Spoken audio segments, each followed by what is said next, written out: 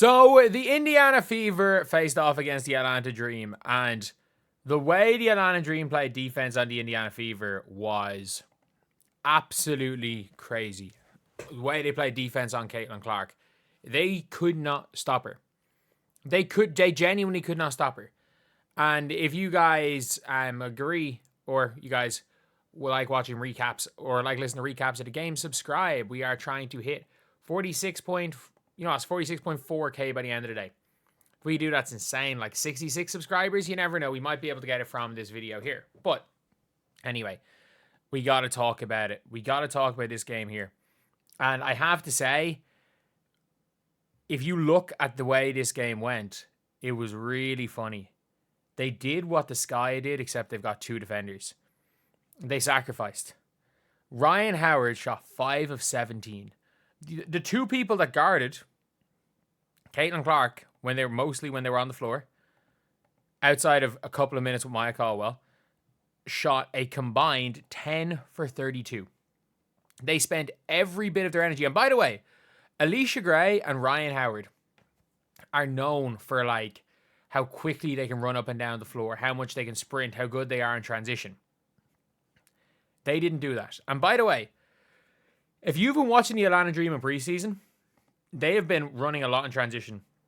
They've been playing a lot of that. That's kind of been the way they've been winning games. It's the way they've been winning games. Obviously, they have the inside presence. They have their 3-point shooting, but they've been running a lot. They sacrificed every bit of that running game, and they decided to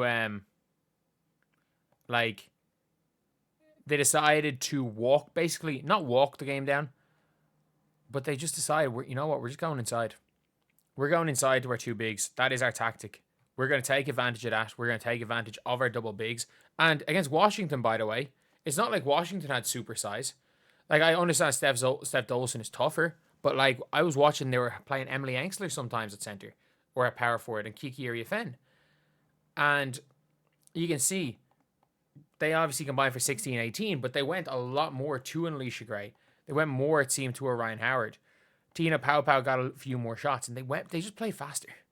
They just played faster. I watched back on this game. They walked it down. And Alicia Gray and Ryan Howard almost exclusively shot three-pointers. They almost exclusively shot threes in that game. And it was just all around quite a different game because they sacrificed two players on offense to guard Caitlin. Because if you watch in this game, that was their goal. Their goal was to guard Caitlin. And then in the third quarter, by the way, if you want to look at the box scores, the third quarter, they start Alicia Gray on Caitlin. First half, it's Ryan Howard.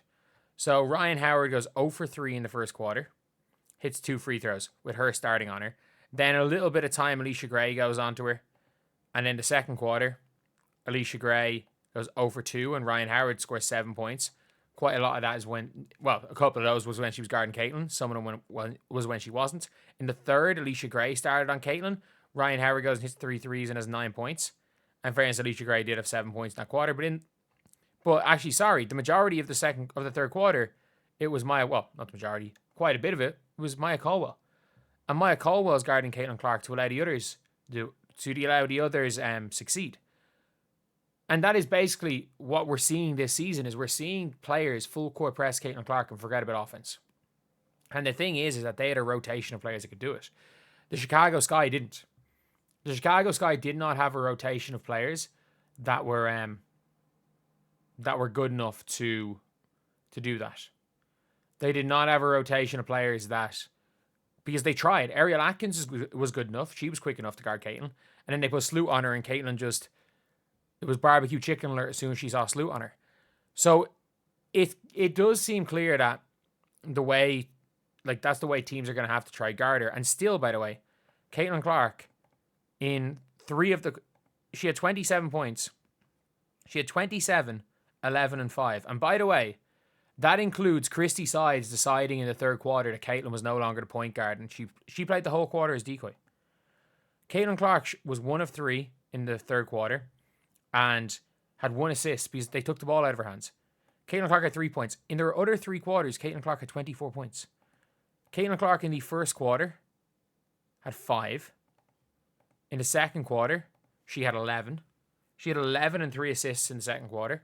She had 5, 4, and 4 in the first quarter. And then, not Christy Sides, Jesus, it might as well have been Christy Sides, but Stephanie White. Stephanie White decided Caitlin Clark was going to be decoy in the third quarter, which is weird because she played 10 minutes. Like, she decided to play her decoy. It was the weirdest quad I've ever seen. Caitlin Clark was barely even playing defense. Like, was barely playing defense. She was just kind of chilling. She was chilling on the wing. The whole team weren't playing defense. They were miscommunicating. But, like, her job wasn't even to play off the ball and look for the ball and cuts. It was like she just played decoy. She would play weak side. And in the other quarters, it didn't matter what the coach tried to do. It didn't matter what the coach tried to do to guard her. And they gave up the role to Aaliyah Boston every time. They gave up the role for the entire game. Like, the Kelsey Mitchell one's a really good horn set to get Kelsey Mitchell up, and Kelsey Mitchell did her thing. But they gave up the role to Aaliyah Boston. They did not care. They were playing they were trying to almost hard hedge with Brittany Griner and Bree Jones. And they just weren't able to guard the role. It was just early on in the game, they kind of went away from it. I don't know why. There was just something wrong with the fever. But at the same time, like, Caitlin Clark still had 27 points, 11 assists on near 50% shooting and 45% from 3. Like, 27 points on 20 shots is not bad at all. Is really not bad at all. But yeah, it was a weird one watching it because the only look they threw at her was bodies. They threw different bodies. Like, they didn't throw any intricate zones, didn't throw any intricate ways. They didn't try to show Caitlin Clark different looks, really. They just continuously rotated bodies onto her and rotated bodies into a minimum 3-quarter press, most of the time full court press. And a good thing is that Caitlin Clark played 38 minutes, looked good in the fourth quarter, and only turned the ball over 3 times while being full court pressed by 3 very good defenders in Alicia Gray, Ryan Howard. And in fairness, I don't know if Maya Caldwell was a good defender because, funnily enough, Maya Caldwell was guarding Caitlin when Caitlin wasn't even trying to go to the basket. It was such a weird one looking at it. And I have to say, Carl Smesco obviously did a pretty good job. Did a pretty good job of guarding Caitlin. And when you have the bodies to throw at Caitlin, that's what you're going to have to do. And I think, for example, the Aces are going to throw Chelsea Gray, they're going to throw Jackie Young and Jewel Lloyd and rotate the two of them. We saw last year the Aces, Jackie Young, Kelsey Plum at times rotating. And Kate Martin a little bit last year. Like, if you're looking at here, I'm looking at some of the teams, like the Dallas Wings only have Dejanay. They don't have the personnel, but if the Minnesota Lynx, and that was why the Minnesota Lynx were so good guarding Caitlin, was they had Kayla McBride, they had Chechi Zandalasini, they had Courtney Williams. They rotated 3 bodies at her, and over the last couple of years, that seems to be the best way you can play her, is basically just to try wear her down, because whoever is guarding Caitlin Clark in those minutes, you're sacrificing them. Kayla McBride, I think, got 4 points going into the fourth, the first time the Fever played Lynx, and that was without Fee Collier. Even without Fee, they sacrificed Kayla McBride. So it does seem that this is being the most successful way, because teams obviously are sacrificing. Teams are 100% sacrificing offensive players to guard Caitlin Clark. And you might be saying, oh, but like Ryan Howard cooked. But like, you also can't have to take into account she wasn't guarding Caitlin Clark to start the third when she hit the 3 threes. It was all around a really interesting game, and I thought Carl Smesco did a good job.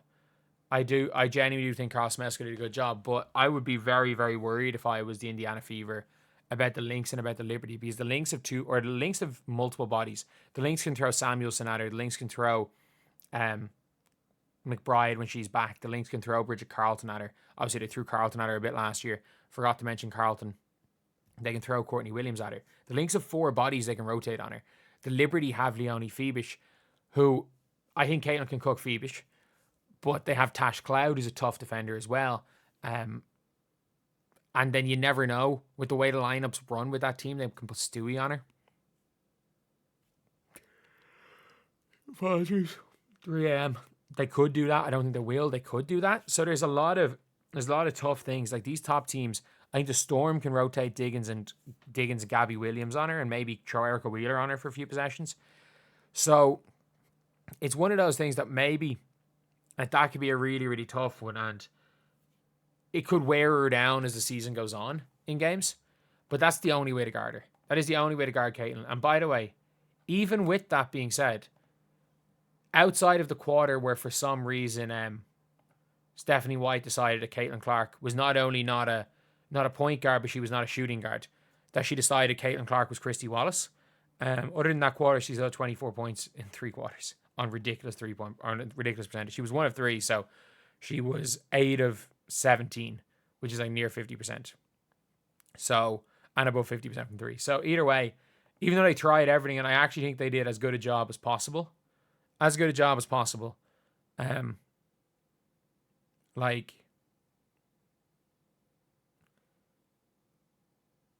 it's it's what you call it. Jeez, losing my voice, so I'm gonna go to sleep. Caitlin still cooked them, and it actually could get to the stage where, as a coach, you could have a perfect game plan, you could play the perfect plan, and sometimes Caitlin might be just too good. Like, I'm sorry, Caitlin Clark so far for the season is averaging 23.5 points per game, 7.5 rebounds per game. I know it's 2 games and 10.5 assists per game. Like, MVP right now, to be honest. But anyway, I'll see you guys.